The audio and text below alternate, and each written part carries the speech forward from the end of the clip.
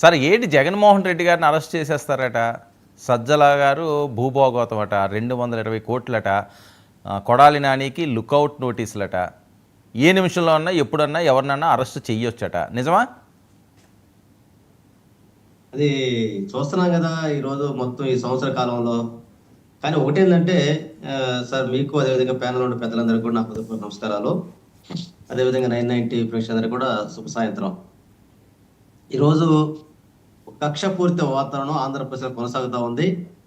ఆ క్రమంలోనే ఏదైతే గత ప్రతిపక్షంలో ఉన్నప్పుడు చంద్రబాబు నాయుడు గారిని దాదాపు 52-53 రోజులు జైల్లో పెట్టినటువంటి ఆ కక్షని తీర్చుకునే ఉద్దేశంతో ప్రధాన అంశంగా ఇవన్నీ కూడా జరుగుతూ ఉండి, దారులన్నీ కూడా అటు చూపించి అక్కడ జగన్ గారిని అరెస్ట్ చేయాలనేటువంటి ఒక పెద్ద ఎత్తున ఒక పెద్ద కుట్రకి తెరలేపటి నేపథ్యంలో ఈ వార్తలు మొత్తం రావడం కూడా జరుగుతూ ఉంది.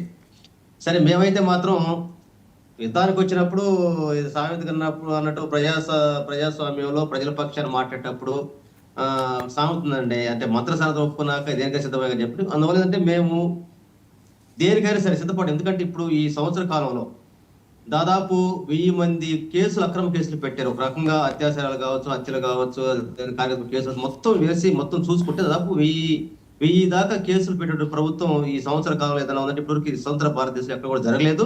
అది మొట్టమొదటిసారిగా తెలుగుదేశం పార్టీ అధికారంలోకి వచ్చినాక మొత్తం హత్యలు, అత్యాచారాలు, దాడులు, తర్వాత హింస, అదేవిధంగా అధికారుల మీద కక్షపూరితం, అదేవిధంగా కార్యకర్తల మీద కక్షపూరితం, ఒక రెడ్ బుక్ రాజ్యాంగాన్ని, ప్రజాస్వామ్యం మొత్తాన్ని హేళన చేసేటువంటి ఒక అప్రజాస్వామిక విధానాలతోటి ప్రభుత్వం ముందుకెళ్తున్న నేపథ్యం ఏంటంటే, వాళ్ళ ఎజెండా ఏంటంటే ఎట్లయినా సరే జగన్మోహన్ రెడ్డి గారిని జైల్లో పెట్టి మా నాన్నగారిని జైల్లో పెట్టడం అంటే ఆ పంతాన్ని ఎక్కించుకోవాలని లోకేష్ గారి అయితే మరీ ఆరాటపడతా ఉన్నాడు. ఒకటి మాత్రం వాస్తవం ఏంటంటే, నిన్న మా నాయకుడు చెప్పాడు, ఎస్ నేను ఇక్కడే ఉంటున్నాను, వచ్చి దమ్ముంటే అరెస్ట్ చేసుకోమని చెప్పేసి. అని చేసుకుంటే తప్పే ఉంది. నిజంగా మీరు మొత్తం ఈ సంవత్సర కాలంగా పరిపాలన వ్యవస్థ మొత్తాన్ని పక్కన పెట్టేసి మొత్తం ఒక రెడ్ బుక్ రాజ్యాంగం అమలు చేసినటువంటి నేపథ్యంలో, అందువల్ల ఈరోజు వాళ్ళు అరెస్ట్ చేయడానికి సిద్ధపడతా ఉన్నారు.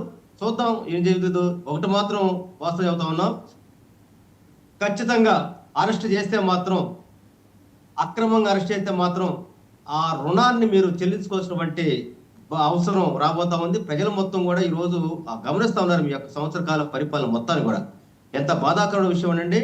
లుకౌట్ నోటీసులు, ఇప్పుడు కొడాలి నాని గారు హెల్త్ బాగాలేదు, గుండె ఆపరేషన్ చేసుకుని ఆల్రెడీ ఇంకా ప్రాబ్లం ఉంటే క్రమంలో ఇతర దేశాలకి వెళ్ళటానికి అతను మెడికల్ పరంగా వెళ్తున్నప్పుడు ఎంత దౌర్భాగ్యపడే పరిస్థితి అంటే, లుకౌట్ కి మెడికల్ దానికి ఎమర్జెన్సీగా లుకౌట్ ఉండదండి. మరి అంతే, వీళ్ళు చెప్పారు సపరేట్ రాజ్యాంగం రాసుకున్నారని, ఆ రాజ్యాంగం మేరకు ఈ రోజు లుకౌట్ నోటీసులు ఇచ్చి, అంటే వాళ్ళు అనుకునేదంటే కొడాలి నాని గారు, వంశీ గారు వాళ్ళ అమ్మని తిట్టారు కాబట్టి, జగన్ గారు వాళ్ళ నాన్న జైలు పెట్టారు కాబట్టి, ఇదంతా కూడా ఏంటంటే లోకేష్ గారు మొత్తం వ్యవస్థల మొత్తాన్ని పక్కన పెట్టేసి ఒక రెడ్ బుక్ రాజ్యాంగంలో భాగంగా ఈ రోజు అరెస్ట్ చూస్తా ఉన్నారు. ఇప్పుడు ఏంటి మెడికల్ ఎమర్జెన్సీ కాదండి కనకరావు గారు అంటారు కదా, ప్యాలెస్ తాడేపల్లి ప్యాలెస్ గేట్ లో గడుగు పెట్టండి, మీ మీ మీ పత్రంలో స్టార్ట్ అయింది ఆ రోజు నుంచి అని చెప్పి గమనించాలని చెప్పి తెలియజేస్తాం. ఓకే కనకరావు గారు, ఇప్పుడు